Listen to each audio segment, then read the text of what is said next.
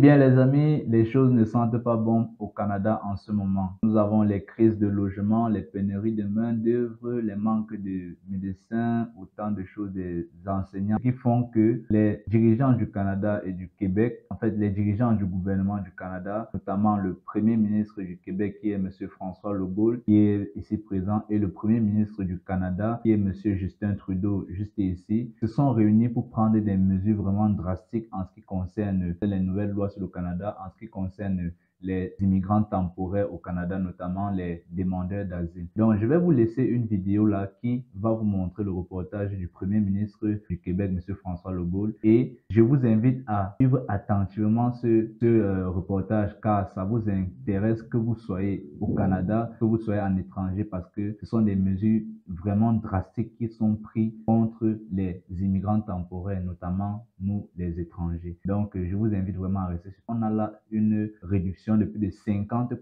Donc, les gars sont en train de vouloir mettre de côté plus de 50% des demandeurs d'asile, des immigrants temporaires qui sont sur le territoire canadien actuellement. Donc, je vais vous laisser le reportage et puis vous allez prendre tout simplement note de tout ce qui va être dit car c'est très important pour vous si vous voulez immigrer au Canada. Il est important que vous connaissiez ce qui se passe au Canada. Il est important que vous connaissiez les changements, les nouvelles lois qui vont être mises sur pied dans des jours à venir. Allez, sans plus tarder, on se trouve derrière ce reportage. Donc bonjour tout le monde, on va débuter ce point de presse. On va débuter par l'allocution de M. Legault, on prendra les questions ensuite. M. Legault. Oui, bonjour tout le monde. J'ai eu une rencontre cet après-midi avec M. Trudeau à propos de l'immigration. Faut d'abord rappeler le contexte. On a actuellement une explosion du nombre d'immigrants temporaires. Ça amène des problèmes importants dans le logement, dans les services publics, éducation, santé, puis dans l'avenir du français, en particulier à Montréal. On s'est rencontrés, M. Trudeau et moi, il y a 3 mois. On s'était donné donc jusqu'au mois de juin pour arriver avec des résultats concrets. On a obtenu certaines avancées, mais il y a encore beaucoup de travail à faire. Le gouvernement fédéral s'engage à réduire de façon, là j'utilise ces mots, de façon significative le nombre de résidents non permanents à court terme. Donc, on salue cet objectif, mais malheureusement, il n'y a pas de chiffre. Donc, on ne sait pas ce que ça veut dire de façon significative, on ne sait pas ce que ça veut dire court terme, alors que pour nous, c'est assez clair. On doit viser à réduire de 50% et pour les demandeurs d'asile dans un délai d'un an, puis dans le cas des PMI, dans un délai le plus vite possible, parce qu'on doit le faire en collaboration.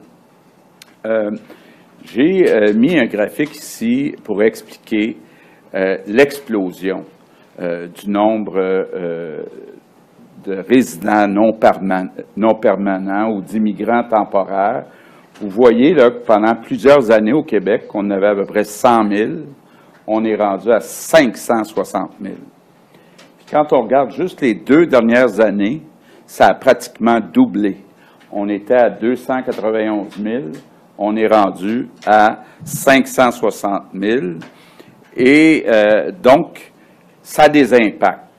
On a essayé d'évaluer ces impacts-là dans 3 domaines. Premier domaine, le logement. On calcule que les 560 000 immigrants temporaires ont besoin de 200 000 logements. Depuis 2 ans, l'augmentation fait qu'on a besoin de 120 000 logements de plus, juste depuis 2 ans. Puis quand on regarde toutes les constructions, maisons, logements et autres, il y en a eu 90 000 depuis 2 ans. Donc, on voit que 100% du problème de logement vient du nombre, de l'augmentation du nombre d'immigrants temporaires. On a regardé du côté de la santé. On évalue que pour les 560 000 immigrants temporaires, on a besoin d'environ 11 000 infirmières et autres personnels de la santé Comme vous le savez, il nous en manque actuellement 30 000. Ça veut dire que le tiers du problème qu'on vit de pénurie de personnel en santé vient des 560 000 immigrants temporaires. Maintenant, du côté de l'éducation, on calcule que dans les 560 000, il y a 52 000 enfants à l'âge scolaire. Ça nécessite des besoins de 3 700 enseignants. Selon les derniers chiffres, il nous manquait 6 300 enseignants qualifiés. Ça veut dire que la moitié du manque d'enseignants qualifiés au Québec vient de la présence des immigrants temporaires. Dernier point, où là c'est plus difficile de chiffrer, le français. Ce qu'on sait, c'est que le tiers des 560 000 ne parlent pas français, sont surtout installés à Montréal, donc ça amène un déclin du français au Québec, puis en particulier à Montréal. Je veux, avant d'aller plus loin, redire que le problème, ce n'est pas ces personnes-là. Les personnes qui veulent venir vivre au Québec veulent venir vivre au Québec pour améliorer leur qualité de vie, puis la qualité de vie de leur famille. Donc, le problème, ce n'est pas eux autres. Le problème, c'est le nombre, entre autres, qui a été accepté par le gouvernement fédéral. Et donc, ce qu'on dit clairement, là, c'est que le gouvernement fédéral doit réduire de façon substantielle et rapide le nombre d'immigrants temporaires. Je passe à la répartition du 560 000. En passant, le fédéral va vous dire qu'on n'a pas les mêmes chiffres. Bon, ce sont des chiffres de Statistique Canada. Donc, je veux dire qu'ils ne croient pas leurs propres chiffres, mais on a commencé à voir une des raisons. Si on prend, par exemple, les demandeurs d'asile, 176 000, eux excluent les personnes où il y a eu une décision, que ce soit favorable ou défavorable. Par contre, ces personnes-là sont toujours sur le territoire du Québec. Donc, ce qu'on voit, c'est sur les 560 000, il y en a à peu près 400 000 qui sont contrôlés par Ottawa, 177 000 contrôlés par Québec, avec, évidemment, le programme des étudiants étrangers. Là. Tout le monde souhaite avoir des étudiants étrangers. Là. Si on oublie les étudiants étrangers, le Québec ne contrôle que 59 000 travailleurs étrangers temporaires. Oui, ils émettent un certificat d'autorisation du Québec pour une partie des PMI. Puis ça, on est prêt à travailler ensemble pour viser ensemble de réduire d'abord de 50 % le PMI, mais le fédéral a toute la responsabilité concernant les demandeurs d'asile, puis on leur demande de réduire le nombre de demandeurs d'asile de 50 %. Donc, quand on n'est plus capable de loger des familles, quand on n'est plus capable de scolariser des enfants, qu'on n'est plus capable d'avoir accès à des services de santé, qu'on n'est plus capable de freiner le déclin du français, bien, on est dans une situation d'urgence. Et donc, de façon urgente, le gouvernement fédéral doit réduire le nombre d'immigrants temporaires au Québec. On chiffre nos demandes. On dit, pour les demandeurs d'asile, on demande une réduction de 50 % d'ici 1 an. Pour les PMI, on sait que dans certains cas, ils ont des contrats de plus d'1 an, donc c'est difficile de mettre un chiffre. On vise 50 %, mais le plus vite possible. Ça se peut que ça soit un peu plus long qu'1 an, parce qu'il y en a qui ont des contrats de 2 ans, de 3 ans. Puis je pense qu'on doit respecter ces contrats-là. Ce que le gouvernement fédéral nous propose, c'est une série de mesures. D'abord, pour les demandeurs d'asile, ils nous disent qu'ils sont ouverts à en transférer dans d'autres provinces, sont ouverts à resserrer l'octroi des visas, sont ouverts à accélérer le traitement des demandeurs d'asile, sont ouverts à expulser plus rapidement les demandeurs d'asile qui ont été refusés, mais ils ne nous donnent aucun chiffre, aucune cible pour l'instant. Ils nous disent qu'ils vont travailler là-dessus d'ici le mois de septembre. Autre proposition du gouvernement fédéral qui est quand même intéressante, le gouvernement fédéral propose qu'à l'avenir, à certaines catégories du PMI, on applique les mêmes règles que le programme PTET, par exemple, pour les exigences de connaissance du français. C'est-à-dire que le fédéral accepte que les règles qu'on met pour la connaissance du français dans le PTET, le programme québécois, soient aussi appliquées dans le programme fédéral. Je pense que c'est une avancée pour le Québec, mais le Québec va continuer de demander un rapatriement complet des pouvoirs dans le PMI. Sur la compensation financière du gouvernement fédéral, on demandait 1,040 milliard pour les années 2021, 2022, 2023. Le gouvernement fédéral nous offre 750 millions. Donc, en résumé, c'est urgent que le gouvernement fédéral réduise de 50 % le nombre de demandeurs d'asile et le nombre de résidents temporaires PMI. On est déçu du manque d'objectifs chiffrés du gouvernement fédéral. Par ailleurs, on est content que le gouvernement fédéral accepte de mettre des exigences de français pour les travailleurs temporaires du PMI immédiatement, mais comme je le disais, on va continuer de travailler à réclamer tous les pouvoirs en matière d'immigration. Mais actuellement, je pense que l'urgence, c'est vraiment de réduire substantiellement puis rapidement le nombre d'immigrants temporaires au Québec. Au moins, le gouvernement fédéral nous dit qu'il reconnaît qu'il y a un problème. Ils reconnaissent même qu'ils doivent agir à court terme de façon significative, mais ils refusent de mettre des chiffres. Donc, je pense que le gouvernement fédéral doit comprendre que c'est urgent de réduire le nombre d'immigrants temporaires au Québec si on veut que les Québécois puissent se loger, pour que nos enfants aient accès à des enseignants qualifiés, pour que nos malades soient soignés et pour que le déclin du français soit inversé. Peut-être juste un mot sur le fait que le gouvernement fédéral n'a pas les mêmes chiffres que nous autres. On utilise les chiffres de Statistique Canada.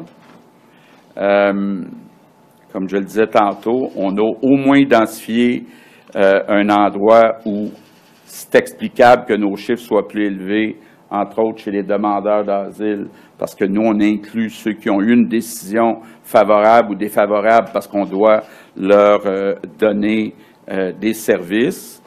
M. Trudeau va vous dire, pour le PMI, il faut travailler ensemble, 100% d'accord. Nous, notre objectif, c'est de réduire le PMI de 50 %. Donc, on est prêt à travailler ensemble, mais en autant que l'objectif, ça soit de le réduire de 50 %. Puis bon, M. Trudeau nous a dit qu'il va faire le point à la fin de l'été, au début septembre. Merci beaucoup. On va prendre les questions. Vous êtes assez nombreux, donc on va essayer d'aller rondement. Première question, Alain Laforêt.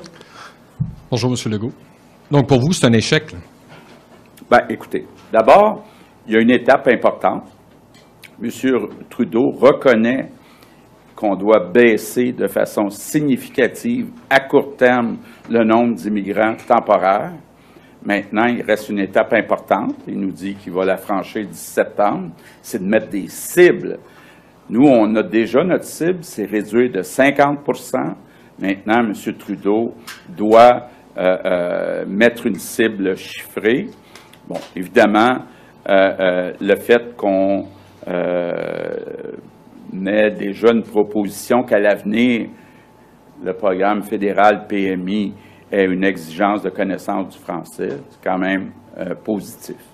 Est-ce que votre déclaration de vendredi était bien reçue? Oh, écoutez, ça n'a pas été discuté. On sentait que c'était froid là, lorsque Il y a eu le début de la rencontre, c'était pas du bonjour François, bonjour Justin, là, comme à l'habitude. Il y a des tensions entre vous. Là. Ben écoutez, il y a un problème majeur. On ne peut pas être capable d'avoir encore longtemps autant d'immigrants temporaires. Donc, il y a une urgence d'agir. M. Trudeau reconnaît le problème. On attend les cibles. Vous savez, M. Laforêt, je ne suis pas quelqu'un nécessairement de patient, mais bon, on va espérer qu'il chemine rapidement. Prochaine question, Véronique Prince. Bonjour. Vous avez demandé donc des cibles de réduction de 50 du côté du gouvernement fédéral, mais du côté du Québec. Est-ce que vous pouvez réduire aussi le PTET? Est-ce qu'on a des cibles, nous aussi, qu'on contrôle? Bon. D'abord, il faut comprendre, là, si on regarde les deux programmes qui sont gérés par le Québec, il y a les étudiants. Les étudiants, il n'y a pas eu une grosse augmentation dans les 2 dernières années. Puis en plus, on aime ça avoir des étudiants, des jeunes qui sont qualifiés, qui restent au Québec après. On aime ça. Donc, si on a à choisir pour faire une réduction, c'est pas le premier groupe qu'on va viser. L'autre chose qui est importante aussi de dire, dans le programme PTET, c'est beaucoup en région, beaucoup en agriculture. Bon, évidemment, quand on est en région, il n'y a pas le défi de l'avenir du français. Puis c'est vraiment arrimé avec les besoins des entreprises. Alors que dans le PMI, bien, il y a beaucoup de monde à Montréal, beaucoup de monde qui sont dans des emplois peu payés. Donc, c'est ça qu'on va travailler ensemble. C'est pour ça que je dis 50% pour les demandeurs d'asile. Ça, c'est la responsabilité du gouvernement fédéral, puis on veut 50% de réduction d'ici 1 an. Pour ce qui est du PMI, on va travailler ensemble. C'est sûr qu'il y a des entreprises qui ne sont pas contentes, donc il faut regarder quels emplois. Évidemment, on veut protéger les emplois d'infirmières puis d'enseignants pour empirer notre problème. On veut privilégier les régions peut-être pour garder le monde en région parce que il y a, entre autres, pas le défi du français. Donc, c'est tout ça qu'on va regarder. Mais M. Trudeau m'a demandé de collaborer à fixer les critères pour le PMI qu'on garde et qu'on ne garde pas. J'ai accepté, mais on pense que c'est surtout dans les 2 premières catégories qu'il faut une réduction, quoique on n'exclut pas. On est en train de regarder pour réduire dans les 2 programmes du Québec aussi. De combien à peu près? Ça ne sera pas de 50% parce que, comme je le disais tantôt, les étudiants, ce n'est pas notre priorité d'en couper. Puis le PTET, c'est surtout en région, puis c'est surtout en agriculture. Donc, on est en train de l'évaluer. Mais évidemment, là, il faut savoir ce que fait le fédéral.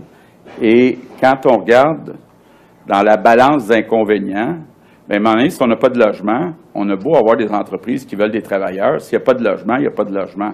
C'est pour ça qu'il faut regarder qu'est-ce que le fédéral va faire.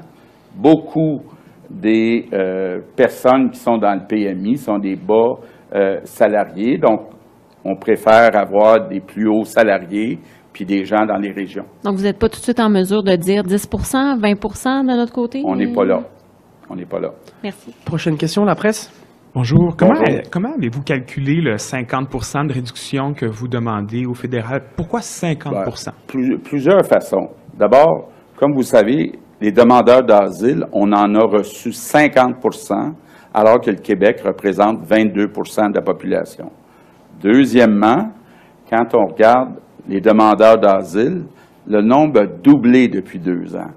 Donc, dans le fond, quand on dit réduction de 50%, c'est de revenir à où on était en 2021, au 31 décembre, donc il y a 2 ans. Donc, je pense que c'est raisonnable de dire, on revient, peut-être que vous pouvez montrer, hein, tu me dis que tu étais capable de remettre l'autre acétate.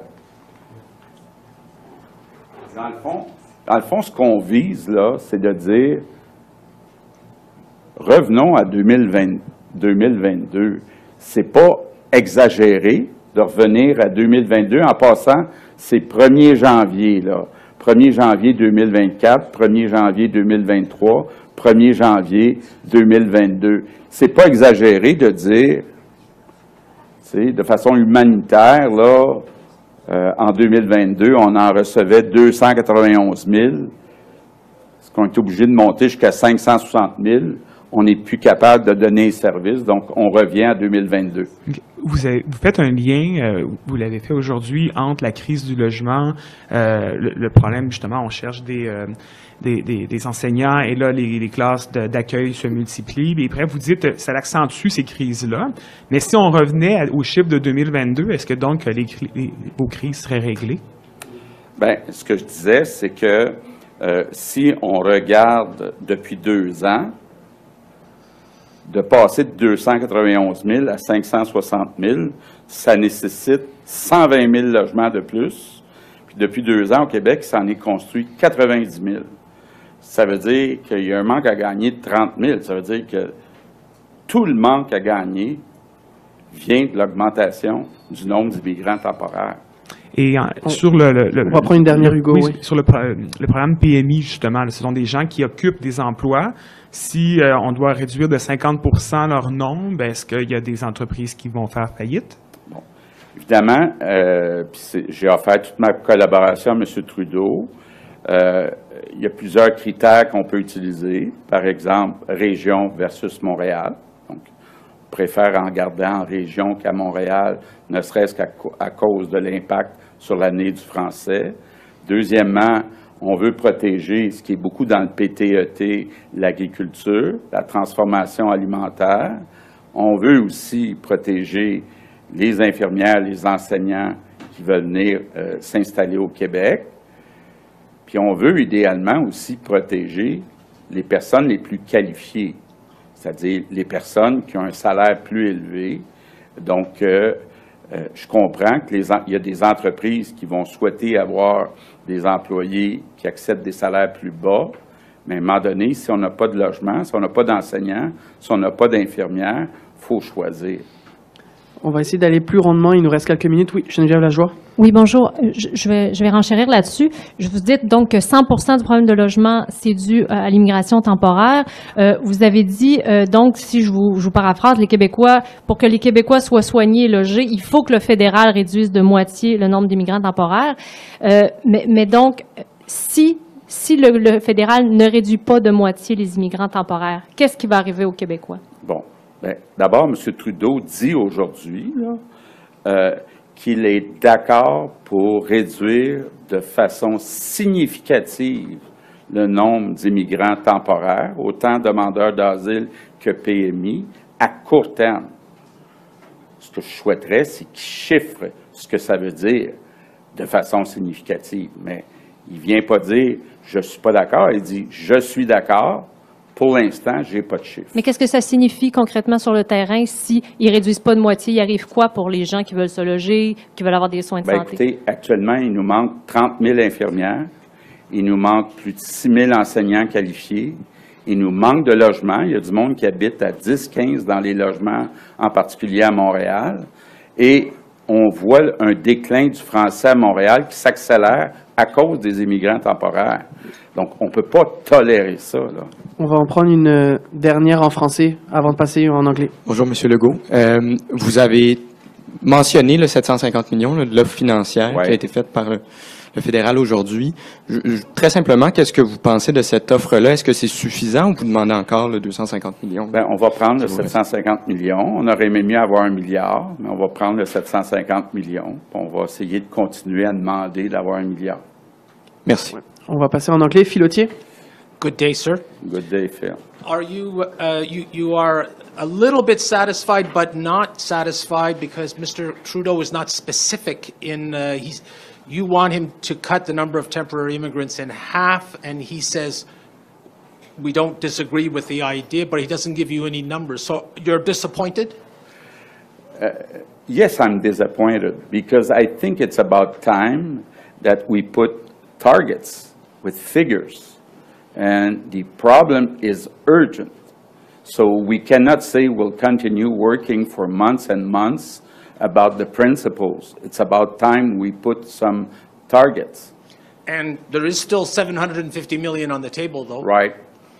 So we were asking for $1 billion, so they offer $750 million. So we'll take the money, but we'll continue to ask for more. And what is Ottawa's total number of temporary immigrants? Yours is 560, and you say that the two governments don't agree on the total number. What's their number? Their total? I asked them, but I was surprised. He told us 2 million in Canada.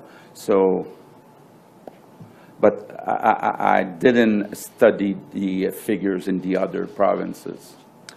Merci beaucoup. Merci tout le monde. Ce que moi je retiens dans ce reportage, dans ce que vient de dire le Premier ministre du Québec, M. François Legault, est que beaucoup d'immigrants se focalisent beaucoup plus au Canada, au Québec, alors qu'il y a des régions comme la Nouvelle-Écosse, l'île du Prince-Édouard, Nouveau-Brunswick et tout ça, où il y a les pénuries de main-d'œuvre, où il n'y a pas assez de population. Moi, le conseil que je peux vous donner ici, c'est que si vous venez au Canada, je vous conseille fortement de vous rendre vers cette province-là, vers ces régions-là, parce que là-bas, il y a une forte demande de main-d'œuvre. Là-bas, il y a un fort potentiel pour vous d'immigrer rapidement et de réussir rapidement et de vous faire un nom, de vous faire de l'argent pour subvenir aux besoins de votre famille et tout ce qui va avec. On a là les pénuries de main-d'œuvre qui sévissent. On a la présence exorbitante des immigrants temporaires sur place. Donc, on veut faire au maximum possible pour régulariser tous ceux qui sont là. On a les demandeurs d'asile qui sont là, qui n'ont pas eu réponse favorable à leur demande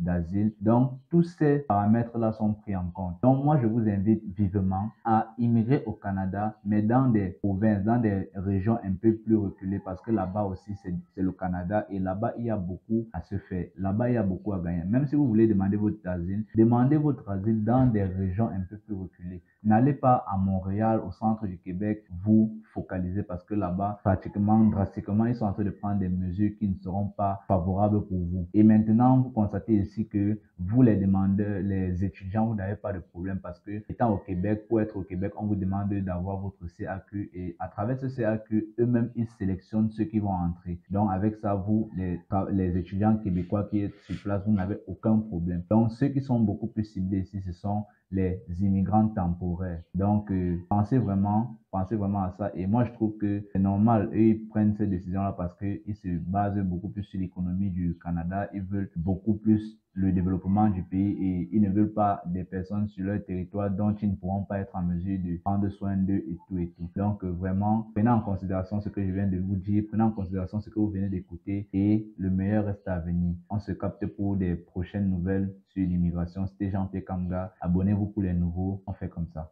Ciao.